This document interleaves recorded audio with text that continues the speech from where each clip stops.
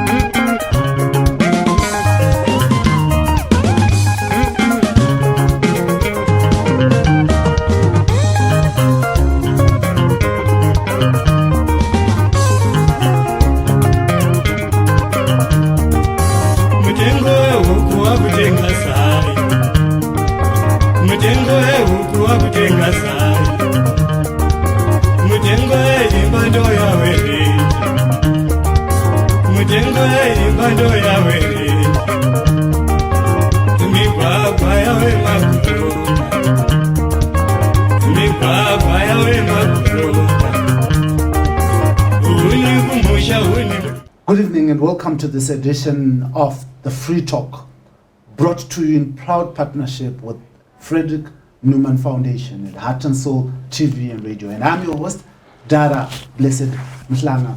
And over the past few weeks, rather over the past few years, there has been an uneasy relationship between government, non-governmental organizations, civic society organizations, and PVOs.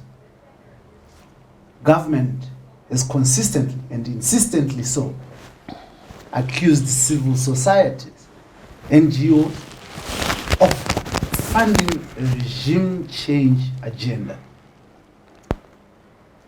The president of this country, President Emerson Dambudzo Mnangagwa, accused NGOs of trying to effect government change. And just a few weeks ago, the provincial coordinating director of Harare province, Tafadzo Muguti, wrote to the NGOs and summoned them to his office.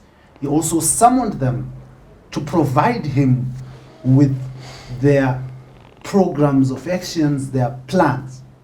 This has been resisted. We, this evening, are going to be discussing, are civil societies or NGOs agents of regime change? If so, why do they want to remove this government?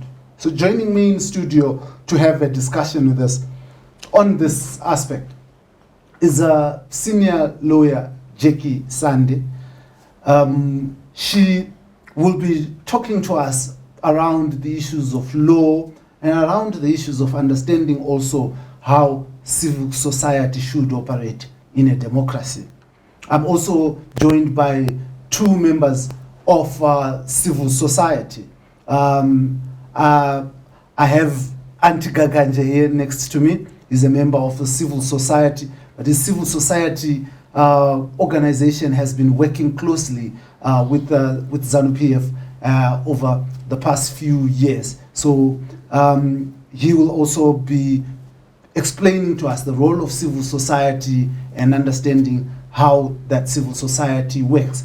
And I'm also joined by a member of the NGO Forum and also a learned colleague and a lawyer, I'm allowed to say colleague. I'm not allowed to say colleague. You can. By association. By association. She will also be talking to us about the operations of the NGO sector and her understanding of the laws that govern civil society. Thank you very much for joining me this evening in studio. Thank you for having us. Yeah, thank you so much. Beautiful. Now I'll just probably just start with you, Jackie.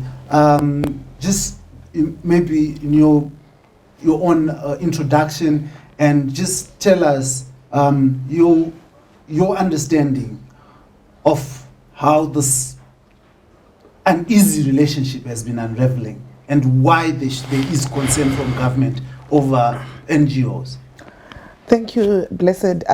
Just to say that in any country or society, NGOs are essential part of the governance of issues within a society, within a country. They contribute immensely, mostly towards welfare of the country's citizens, working hand in glove with government to improve the welfare of its citizens. And the narrative also of the NGOs, or rather the part of the NGOs discourse is to help improve or advance the governance issues in a country. We talk about human rights. They can stand as watchdogs and talk to issues to do with human rights violations or the advancement of certain groups' rights and socio-economic rights, political rights, and so forth. So you find that they play a crucial role also in terms of assisting in the terms of checks and balances in governance issues. If the government is just to exist with no other body existing outside to check and to act as an accountability partner, if you have, to see that the government is also acting within the confines of the law, then sometimes governments can get away with violations. So this is the crucial role that NGOs play. But on the other hand as well, there has to be a parameter within which the NGOs operate. I think they enjoy a healthy relationship with government. They do a lot of programs together, some of them jointly, some of them separately. But NGOs also act within the confines of the laws of the country. They operate and they are governed by the laws of Zimbabwe. And when a minister invites NGOs to come in for a discussion, as was done by Minister Tsvangirai, I do not think that there should be any need to look at it as an attack on the NGO sector, but rather as an invitation for them to sit down and discuss issues that are of mutual interest to these two parties. So I'd rather, for myself, I don't see it as an attack, but rather it's an invitation, and also it's also a reminder to the NGO community that they act, or whatever they do, they have to do within the confines of the country, because they are here in terms of the laws of the country. Gaganje, maybe in your introduction, you introduce yourself. Also, just talk to us in your understanding of this friction between government, ZANU PF in particular, and the NGO sector. No, thank you so much. I do not see what you call friction in this whole issue. So I think it starts when you craft your topic for discussion. It seems it's crafted in a way of trying to create fiction which is not even there, to make us discuss things that are not existing, and maybe to encourage people to be resistant to the laws that exist in this country. If they are truly NGOs, maybe they are governed by the PVO Act. It states what they should be doing according to law. If they are asked to bring their audited financial statements, it's in the law, because they are registered. The fact that they are registered simply means they know, they were told what is needed for you to be a registered entity. So here there is no friction, unless if they are anti-government organizations, which are NGOs. I think those can resist, and maybe this move by the government in enforcing the law, in putting into practice what is written in the books of law, then it's only an attack to NGOs and maybe some criminal syndicate organizations that also use an abbreviation of saying CSO, unlike civic society organizations which are registered at law. So there's no attack and there's no friction so far. It's just the government inviting non-governmental organizations to explain themselves, which is according to the law. We'll explore that idea that there's no friction as we go into the program. We will look at it and explore it. But Yasin, talk to me about your understanding of the current operating environment for NGOs and government. Is there any source of friction between the two organizations as it stands? I think there have been tensions for the past decade. I heard my colleague say that, there are no tensions, etc. I don't think that's true. We've recently completed a study looking at our civic space. And, I think we had at least 5 good pages of statements from government officials directly quoting that, NGOs who challenge or, who raise valid issues are agents of regime change, they're an evil society, are being funded and driven by the West. So just starting from that point of view, I don't see how there's no tensions. And there's been a lot of instances where we'll find, I think perhaps as my colleague said, innocent NGOs being caught up in dramas perhaps that they're not involved in. But these tensions have existed.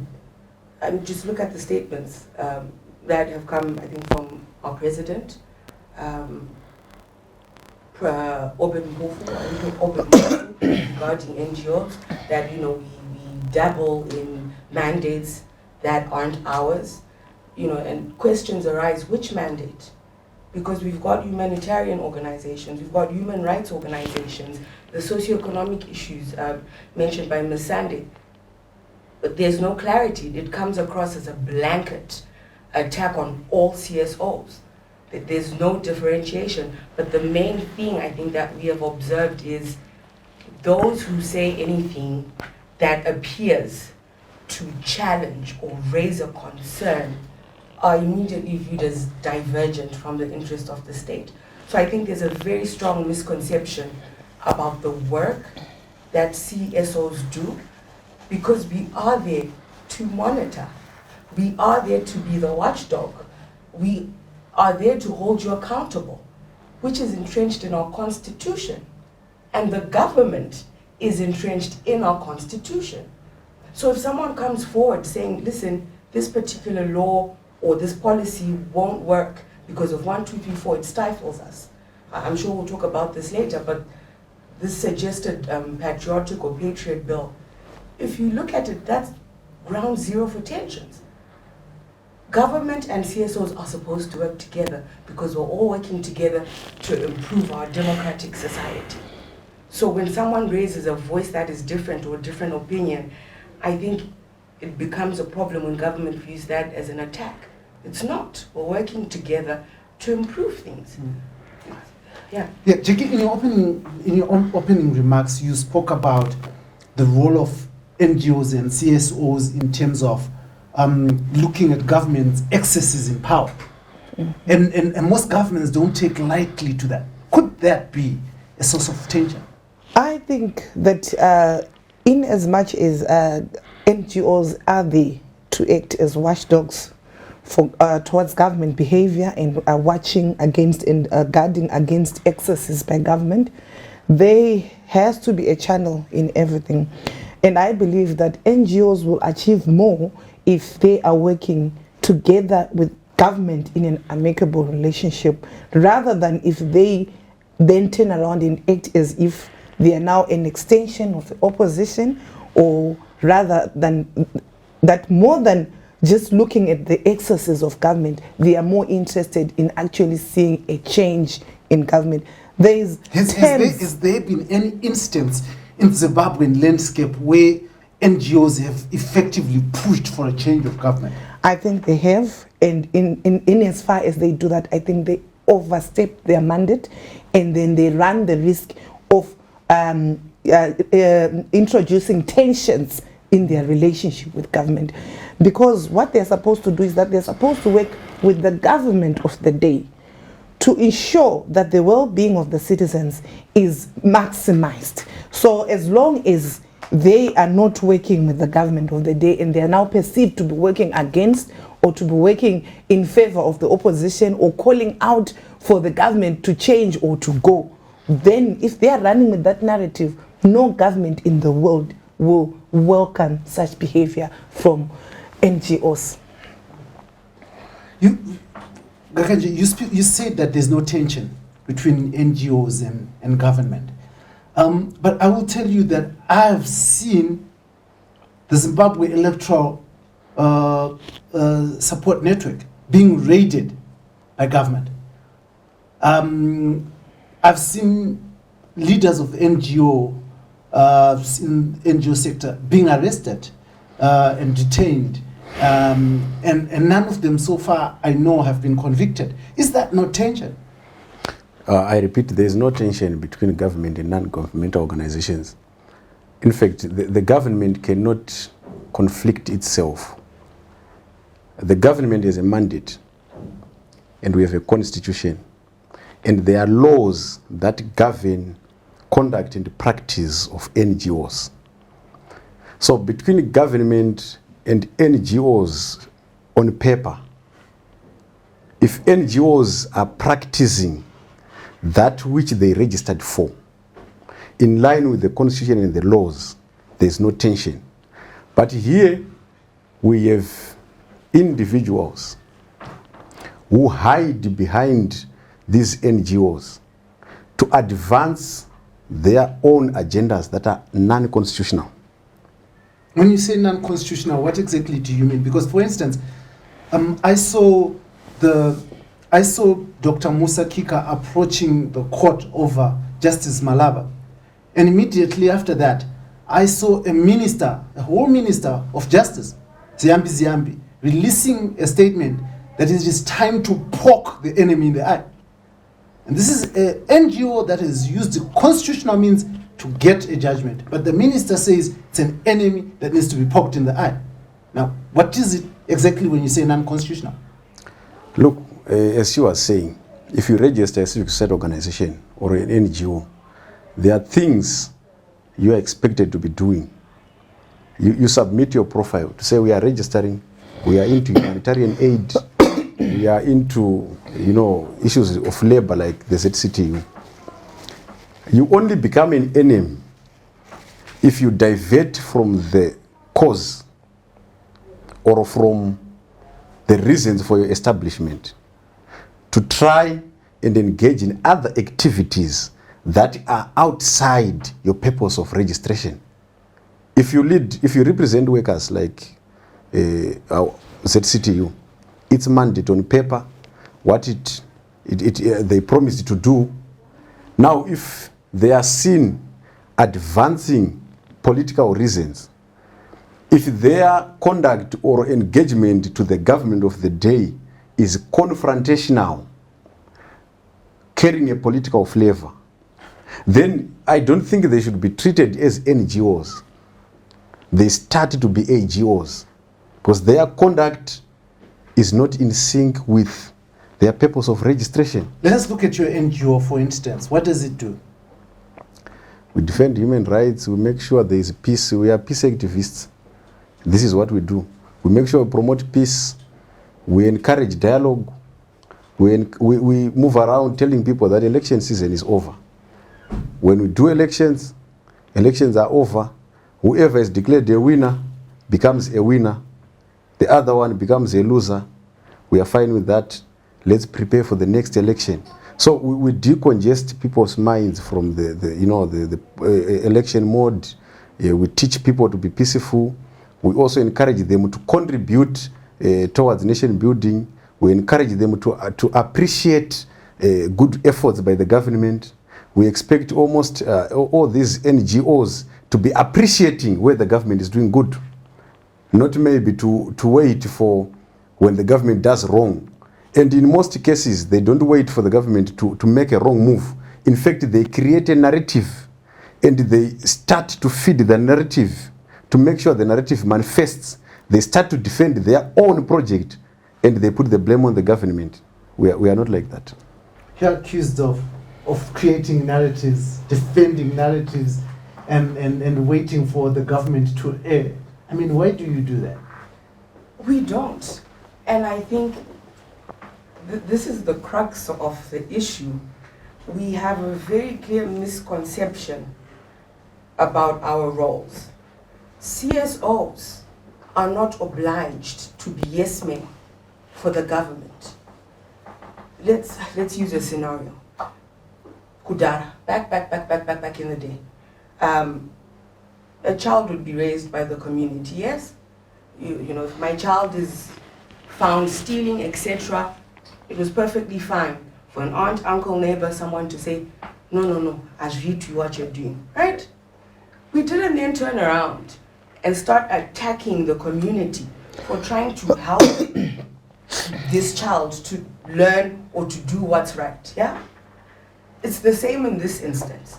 I don't think it's true to say that NGOs are waiting for government to air.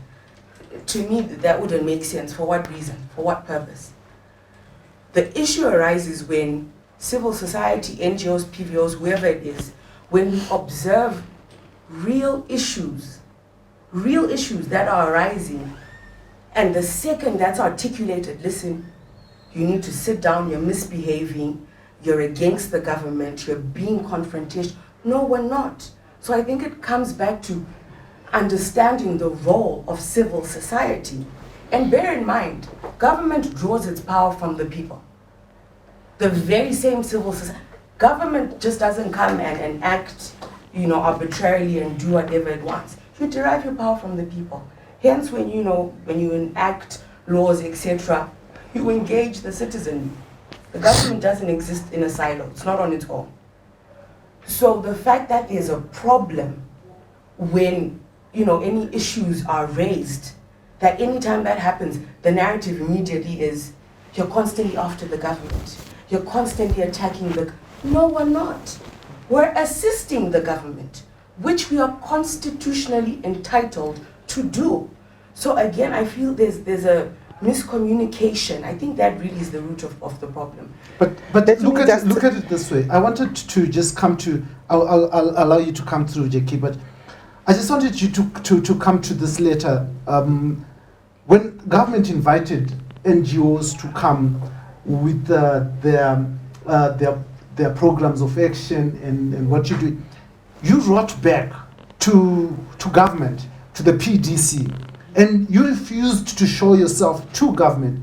You said to Mguti, your functions are restricted to government development activities, and your office has no executive functions. Section 10 of the Provincial Councils and Administrations Act does not give you regulatory authority over associates, trusts, or common law universities, as they are not agencies of central government. Now, he just invited you to come and sit and show government what you're doing so that you effectively assist government. But this is the response that you get. Can I respond? What we wrote in that letter is exactly true. There's no lawful authority for the PDC to call in NGOs and provide clearance and workshop information and essentially report to the PDC. That's unlawful. Unless there's a different law that's been enacted in the past, 48 hours, which I'm unaware of. That's the law. And it hasn't been written to say, no, let's come and meet and talk and improve our, no. That letter, which was sent out on social media platforms, by the way, says, listen, on the 9th of July, everyone to submit 1, 2, 3, 4, 5, 6, and do so as a matter of urgency. Number one, it's unlawful.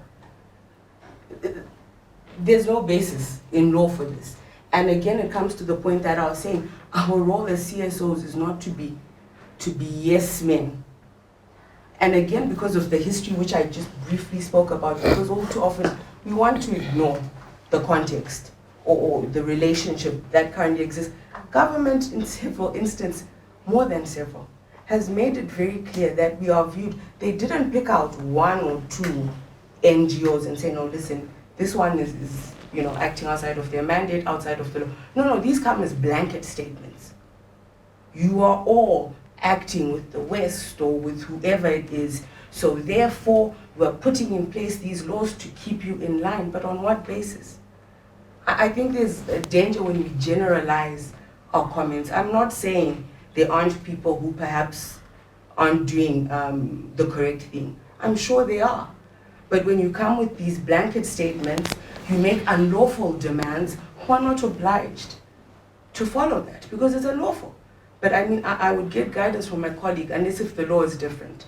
But that's my understanding. I would just want to say that, this tension that we're talking about between government and NGOs, I think the NGOs themselves have created that room for that tension to build up in exactly the same reaction that has happened, that has come from the NGO sector, to refuse to meet a government minister of your host country where you are operating. No, but which is why would you refuse to meet, all right, a member of government? Why would you refuse to meet them? He's a PDC who's not recognized by law. So on what basis are we forced or are we expected to show up? So in that instance, I would argue then that it's not just about meeting or the minister or whoever is assigned in terms of the law, but this is a representative of government who has extended an invitation to the NGO sector to come, and the NGO sector has given that government representative the middle finger and said, no, we don't want to meet you. But I think it's rather unfortunate because it then creates the narrative, or it then substantiates the narrative that the NGO sector is an anti-government sector, that they are protagonists.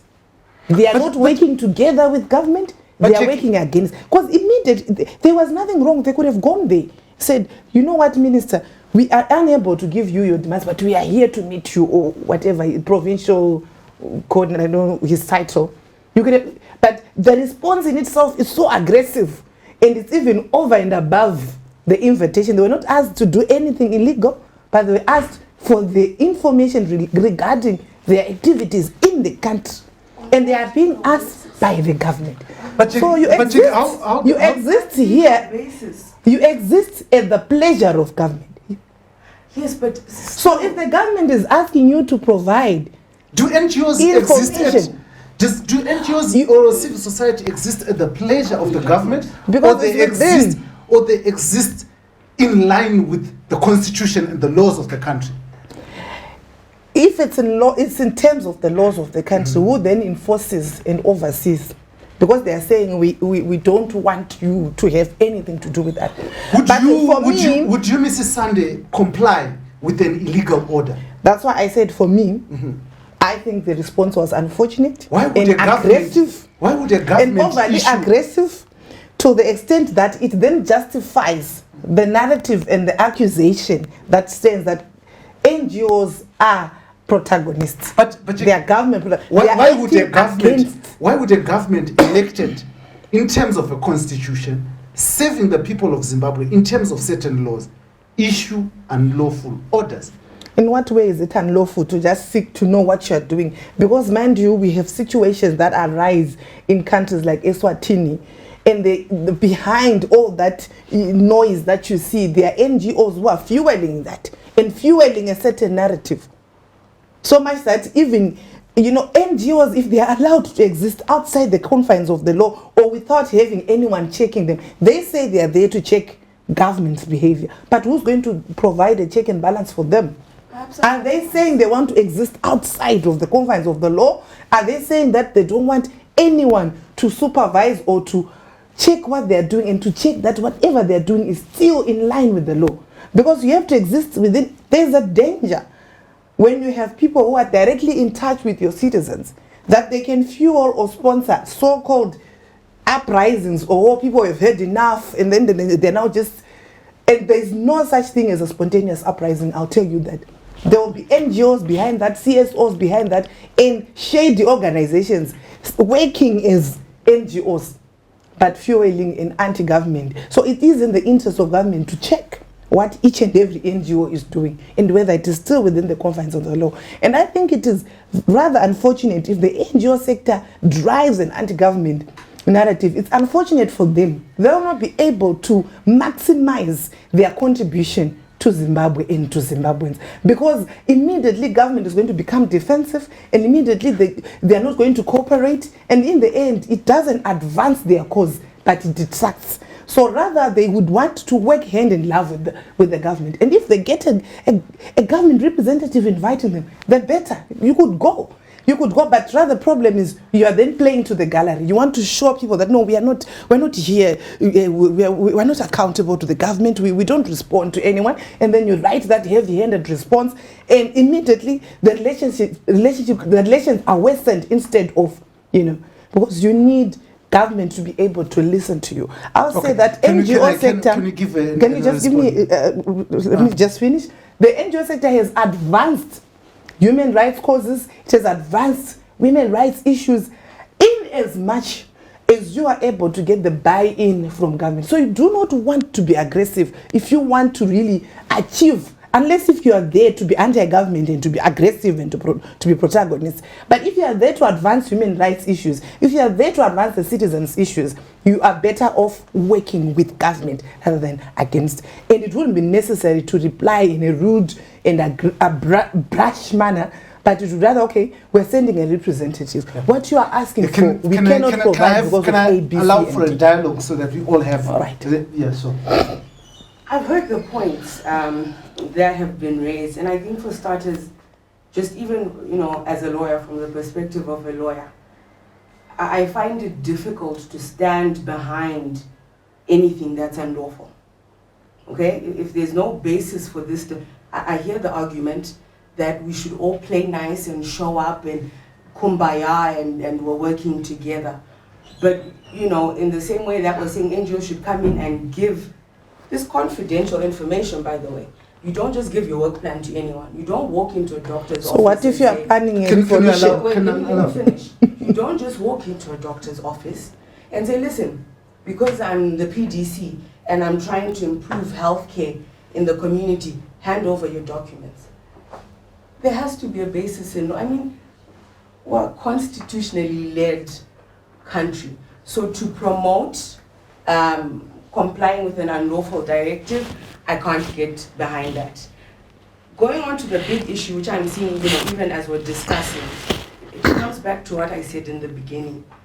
There is a clear misalignment, miscommunication, misunderstanding of each other. Like I said earlier, ideally, government and CSOs are supposed to work together, walk hand in hand. That's how it should be. Unfortunately, and this is not coming from CSOs, that's why I said we need the contextual background. The letter which is being said is heavy-handed and hard. We're coming from a background, like I said, we have a report that's coming out very soon. 5 pages of remarks from government officials consistently denigrating and pushing this agenda that we are, again, it's all very blanketed. It never goes to a particular organization, are anti-government. That is dangerous language.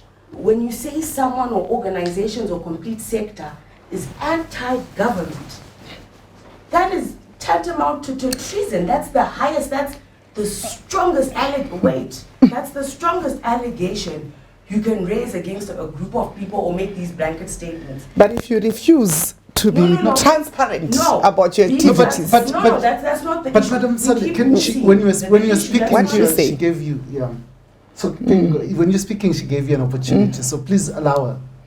I think your question is, or what your point you're making is NGOs are being, you said shady, Yeah. or are not coming forward, or etc. I would like to be made privy to these instances because, for example, as the forum, we're 22 organizations under umbrella. We haven't had those issues. So again, perhaps maybe to focus the conversation to elect specific NGOs, because when you say all NGOs are anti-government, why aren't they cooperating? How do you cooperate? And again, this is not to say we are not cooperating, because when government does well, we acknowledge it. But you won't say that because we've created this narrative, this haze, which it's not necessary. We work together. So if government has come and said, this letter has not come amongst the flowery cascade of flowers saying, listen, we're trying to come together, we're trying to do this. No, as recently as 2 weeks ago, there were comments were threatening to deregister CSOs because they're dabbling outside of their mandate. Let's not speak in lay terms.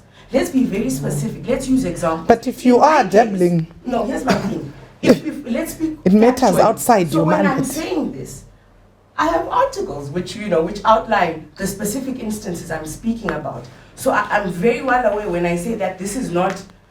I don't want to be a storyteller. I want to speak on facts. This is what government has said. So our relationship is already tense. That's not to say we're anti-government, because we engage government. For example, the National Transitional Justice Working Group, which we're the secretariat of, we constantly engage government. So when you use this language, which is blanket, and says all of us want cooperating, in terms of which context?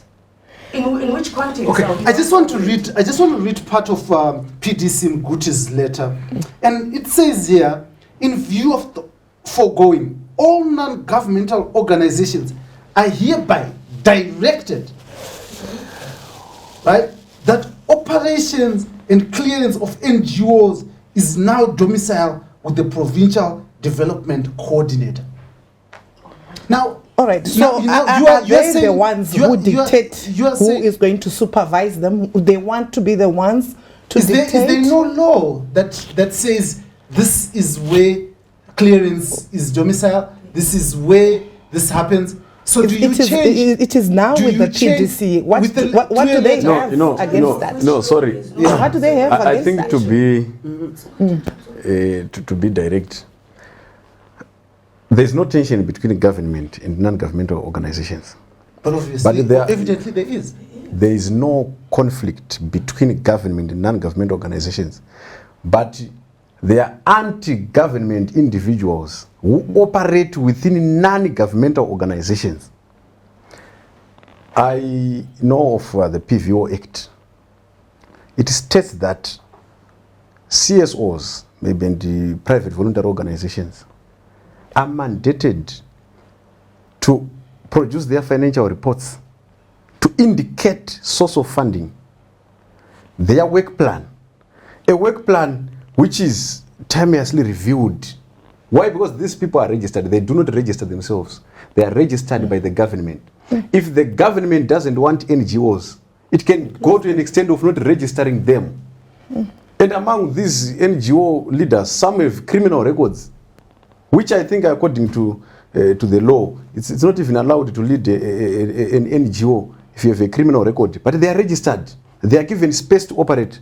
The government then comes back to say, according to the Act, Yamaga register nayo, you come and report to us. These are our financial reports, our source of funding. You know, in America, there are those recommendations called FATF recommendations. They were put in place to curb money laundering, financing of terrorism, which is done through these NGOs.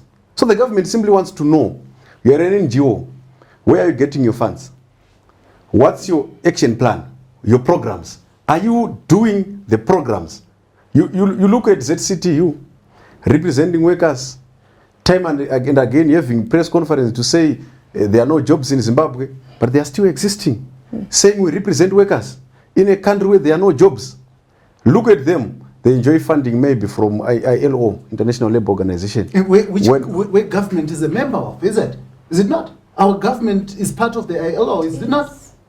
ZCTU enjoying funds from ILO, but diverting those funds to sponsor political activities.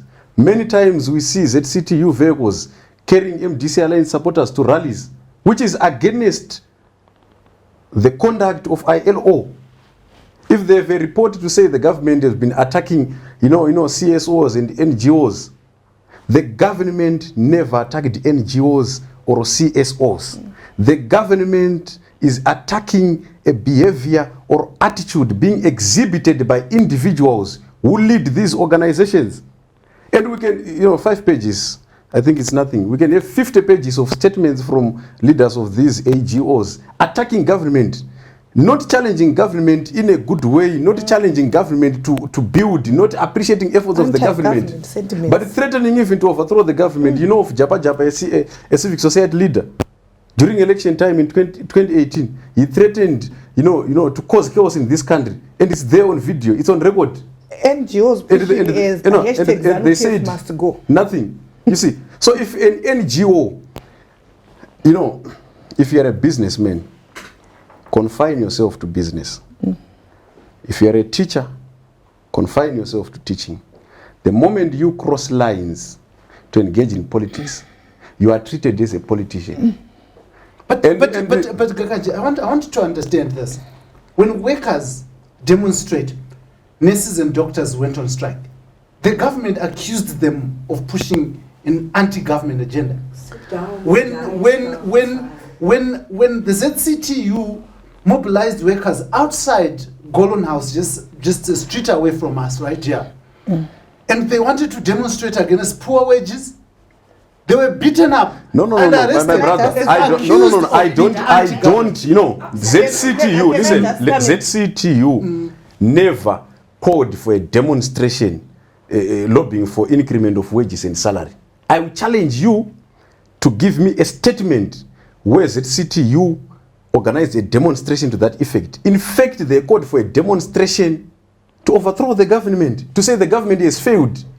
To say the government has failed has nothing with saying we need increment in salaries and in wages. And I challenge you again, give me a statement from Peter Mutasa where he called for a demonstration towards increment of wages and salaries. I will give you several statements from him calling for demonstrations under the banner of saying the government has failed. ZANU PF must go. Then if you say that the government must go, this is an elected government. I myself woke up like sometime around 4 a.m. in the morning, stand in a queue to vote maybe for ZANU PF.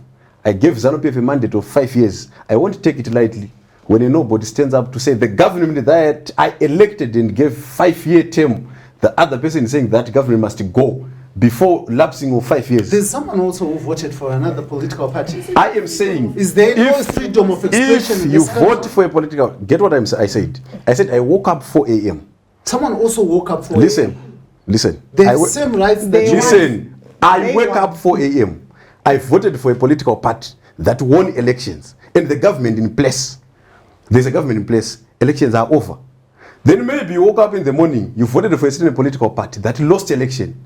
And then you organize a demonstration to try and overthrow the government that was given a constitutional mandate to lead this country for the next 5 years. And you try to say I'm an NGO, you try to say I'm a nurse, you say I'm a doctor. That's being stupid. The next thing is the state has a mandate to react and to enforce the law by actually giving rebirth to law and order.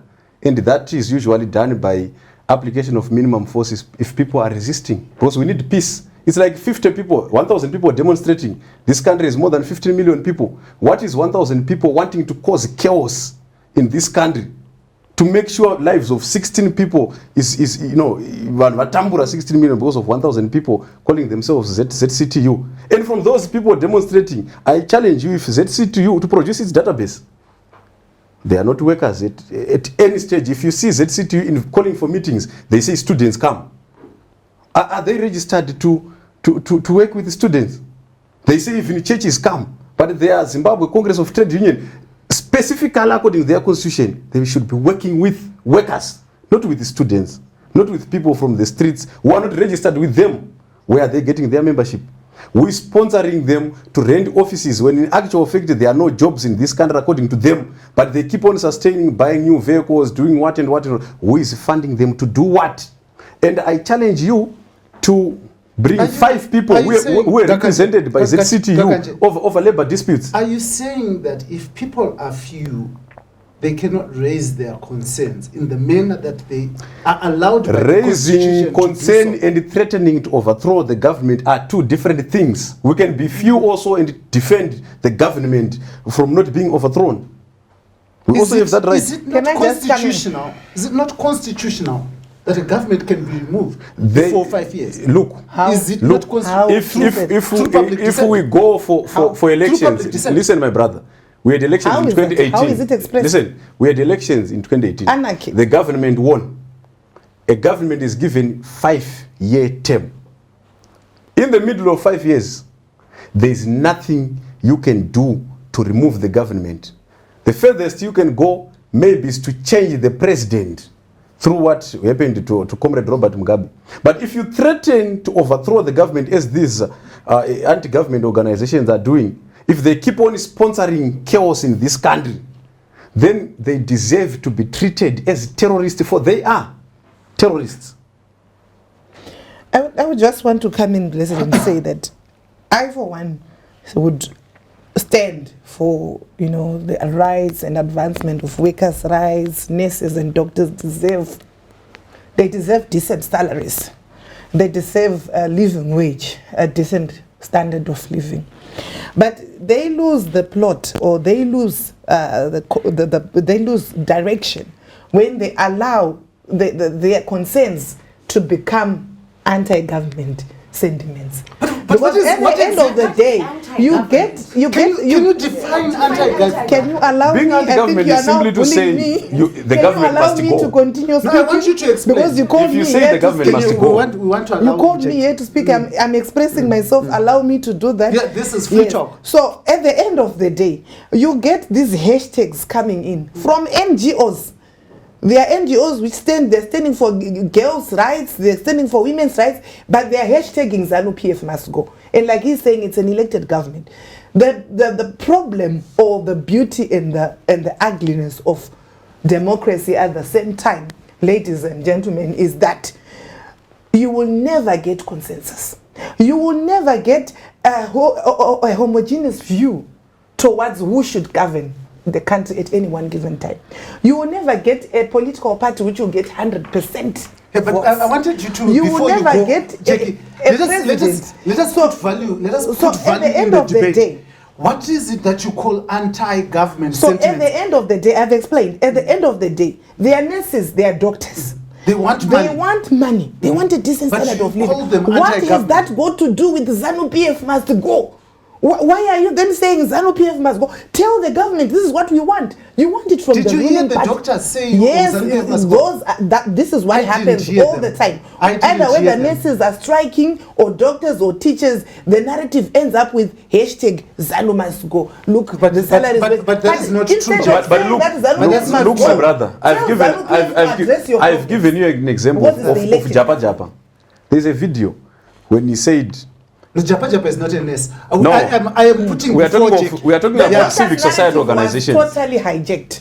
The By who? doctor's narrative was totally hijacked, and it becomes hijacked by anti-government elements, and they then dilute. Is it not the a real fact? cause Is it not a or fact the that issue? Is it not a fact that the government, every time it disagrees with someone, it calls them anti-government? I do not think so. They meet, isn't it? They met. They would be meeting. There were meetings at the highest levels between doctors and government. I think when they are meeting, it shows that there is willpower. There is, the parties or government is desirous of coming up with a consensus with doctors. As a but media at the house, end of the day, we as a media house outside- have been called anti-government, and we have never hashtagged ZANU PF must go. You know why you are tagged? Because of Do you know why you are tagged your conduct. anti-ZANU PF? When you introduced me, instead of saying I'm a civic society leader, you directly associated me to ZANU PF. When you introduced here, You mentioned nothing to do with, with a political party. You have proudly associated yourself with ZANU PF in the past, and I know Look, you. So it's it's not. Is this a personal kind of establishment? You cannot introduce me the way you want because you know me from outside. You introduce me in the context of Zandawira Pano Ndawira as a civic society leader. You introduce me in that way. But if you ask you about several other people, so I've never anti-government? I've never. No. Listen to what I'm saying. Blessed, I've never heard you say. I've never heard you say. Is that anti-government? Yeah. Let me finish. Let's have that discussion. Let me finish. If then you associate me with ZANU PF, it simply means whatever I am saying here, even your questions, you are trying by all means to establish me as a spokesperson for ZANU PF. Maybe whatever I'm saying here, you are hearing a ZANU PF voice, which is wrong. It simply means that you are biased in a way. That's why you even called a colleague. I don't know what you meant by the word colleague. Number two, as a media house, there are interviews or narratives that you push that do not relate to the government. And it's very, very rare. It's very, very rare to find a positive story from your media house or to see a story that appreciates government efforts. You do it in a way of trying to manage the government. After 11 stories, the 12th may be saying the government is doing this, but the bottom line is saying you quote maybe rubbish as she's saying. So that way, okay, so that is anti-government establishment. Now I have, maybe for me to add on. Interviewing colleagues have been going on and I've been quite trying to absorb this. I think the most succinct thing for all of us here, I may absolutely not agree with what you're saying. But again, I will defend to the death your right to say it. Now, I believe, again, I come back to the Constitution because I get wary, these sort of things, we get overrun by emotions. At some point even I was feeling like, what, I'm working hard as a member of CSOs and I'm not involved in this. What are you talking about? What? But you're allowed to do that. You're in a democratic society. The Constitution allows you to have that opinion. I can't come to your house and start burning, outside and saying, because she believes this. I can't. We're in a democratic society. Respect everyone's freedom to have an opinion. In as much as I am allowed by the Constitution to say, listen, I do not agree with this party. I don't. Based on 1, 2, 3, 4, 5 reasons. The government represents, for now, all of us. If that government has taken to the streets shooting people, I am within my rights, as given by the Constitution, to say, listen, we have a problem here. You're even allowed to protest. Did you know in Zimbabwe they make it seem like protesting is based what happened in the 2019 January 2019? Can you allow us? This is what I'm trying to get away from. I don't want to have, there's conversations which we have. I know even with my friends, we'll sit and be like, I'm not paying that. No, from a factual basis. We've been to school. Let's speak as such. From a constitutional basis, nothing stops me from saying, listen, ZANU PF has done 1, 2, 3, 4, 5, and I'm not pleased with it. I am allowed to. You might hate it. It's anti-government. They don't like us. We're doing the best. And you're allowed to have that opinion, but that doesn't stop or derogate my right any less to articulate my concerns. That doesn't make me anti-government. The reason why this language of anti-government, I forgot that word, which is dangerous, I almost view it as tantamount to hate speech. A weird sort of reverse psychology that happens. We're allowed to have these opinions. You're not an enemy of state for not agreeing with ZANU PF. No, you're not. You're in a democratic society. This is not a monarch-driven and authoritarian. And I did not suggest otherwise. That's how it comes across to me as someone listening. So perhaps if that was your intention, that's fine. I'm just saying for me, the way I received it. We are allowed to have these differences. And again, for CSOs, that's why I said there's issues when CSOs, for example, the forum, we coordinate the human rights agenda in Zimbabwe, yes? There's organized violence and torture which we deal with.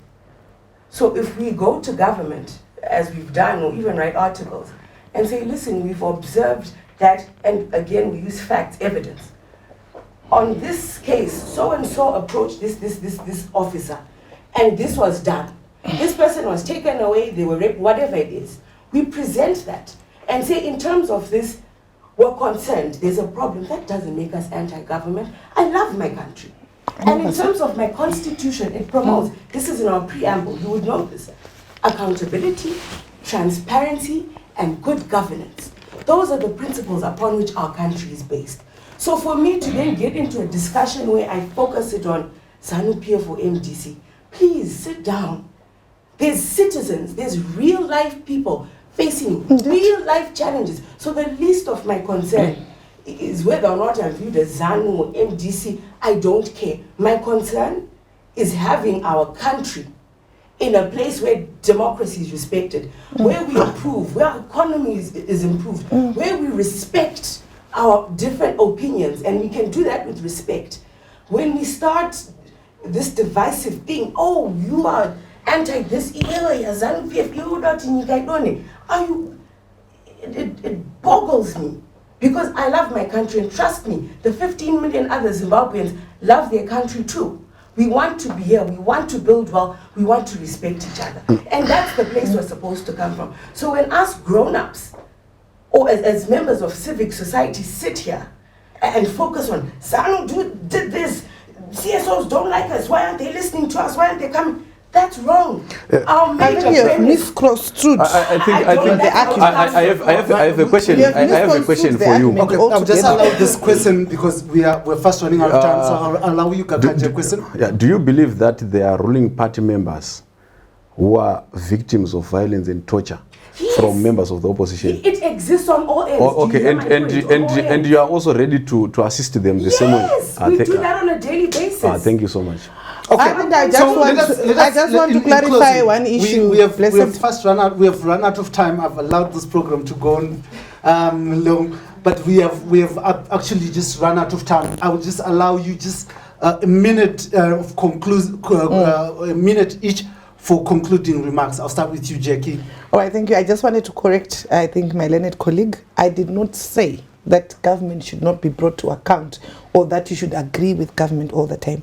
There is a difference between making the government accountable and then clearly coming out to say, we do not like the government that is in existence. We want it to go outside of the parameters of the constitution. And there are NGOs who run with that narratives, and perhaps unfortunately they taint the whole fraternity with the same brush, because they are the NGOs, CSOs who are anti-government, who are not saying we are not happy with when government is, using its power in excess or violating human rights and so forth. We like that, we appreciate that, and I salute you for it. But if you then come out to say this government must go, I do not think any government anywhere in the world will allow that. My colleague. Thanks for calling me a colleague. What I simply ask from these fellow CSOs, I would want to know when last did they submit their financial reports to the government, if the government is aware of their source of funds, and if they submitted their action plans, not to the PDC, but to whoever they believe they should be submitting. So my parting shots is, let's just go there in numbers. We show our databases, financial reports, plan of action. Even if it means going to the president, let's do that. If it means going to the minister, let's do that. But as of now, my brother, these criminal syndicate organizations have not submitted all these required papers. Why? Because they are criminals. Why? Because they receive funds from dirty hands. If they are clean, I'm challenging them today. If they do not want to go to the PDC, let them sit down and read through the constitution to see who should give them direction. And they go there and say, as Forum, as he had said, we received so much from this embassy. They usually get funds from embassies. We got to 1 million to do this, and we channeled it this way. And they will never do that, I tell you. Thank you. I'll come to you. I think for me, in conclusion, the main thrust for me is I think there's need for extensive engagement between CSOs and our government, because I think, which really is always my main point, I think there's a lot of misconceptions between CSOs, not all CSOs, between the, I don't know, the ones which are highlighted as problems, we didn't name them here, I don't know, and the government, because without us having an interlinkage, I'm telling you right now, everyone goes down. You know, you need CSOs, in as much as you need your government, we need each other. Government cannot, you know, run, you know, the entire nation and have no one being able to raise issues with it. You know, we've had lots of these, whatever gate scandals that happen. I should be able to raise alarm, go to government and say, listen, your minister, whoever it is, has done what. So again, so that I don't talk too much, I think there really is need for engagement. In terms of the issue with Nguti, I stand by the law. I will not, and I can't be forced. Again, it's opinion, CSOs, etc. I don't think they can be forced to comply. As far as we're concerned, again, that can be decided by the courts. I'm not a judge. But we can comply with the PVO Act. Yes, we can comply with the laws that are in place, which are clear. If you've been complying. We have. So you have to get. I want to say something. The other issue, sorry, we failed to discuss, just for the audience at home, just to check the requirements between a PVO, an NGO, and a common law universities. Because as you know, universities are not registered. So there's gaps there which we need to discuss, who to talk to who. So there's all of those issues. So again, I emphasize. But if I bring new statements, by CSOs threatening to overthrow the government, will you publish the report? Why wouldn't we? If you look at our history, we publish equally. If someone is doing and that's the way it should be. Okay. If one party is doing something wrong, we say it. Whether or not it's within our camp or that person's camp, that's what a human being with a conscience does. Thank you very much for joining us on this, the Free Talk, where we were discussing civil society, the role of civil society, NGOs and PVOs in Zimbabwe. And we had quite an amazing, healthy and engaging debate, which we believe here that dialogue is the most important aspect for any nation to develop. I have been witness to many occasions. For instance, the Zimbabwe Lawyers for Human Rights came to the aid of Victor Matemadanda and Douglas Mahia in the middle of the night at the courts, and they were there representing them. I've seen also the Zimbabwe Lawyers for Human Rights representing the MDC activists and ZANU PF cadres. I've seen them doing that work. And you didn't see government inviting CSOs for a dialogue and assisting CSOs. You haven't seen them? I'm not talking about that. Anyway, we have seen government working together with CSOs to feed Zimbabweans who have not had food in times of famine, in times of drought. We have seen government working together with CSOs when Cyclone Idai hit Chimanimani. Yes. We have seen also this work happening during this COVID pandemic, where government has worked together with civil society and NGOs. It is important that this relationship is watered and nurtured so that the Zimbabwean population can work in an harmonious environment, and so that we achieve development. We achieve a civil conscious citizen who is able to go to elections and vote for a government in a well-informed society. And we need each other. The nation needs each other. Government needs partners. Partners need government. This was Free Talk in proud partnership with the Frederick Newman Foundation and Heart and Soul TV and Radio. And I am Blessed Mhlanga Dara. Until next time, thank you for joining us. This was the Free Talk, proudly brought to you in proud partnership with the Frederick Newman Foundation and Heart and Soul TV and Radio.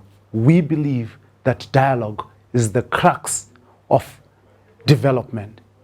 When people talk to each other, when people listen to each other, development happens.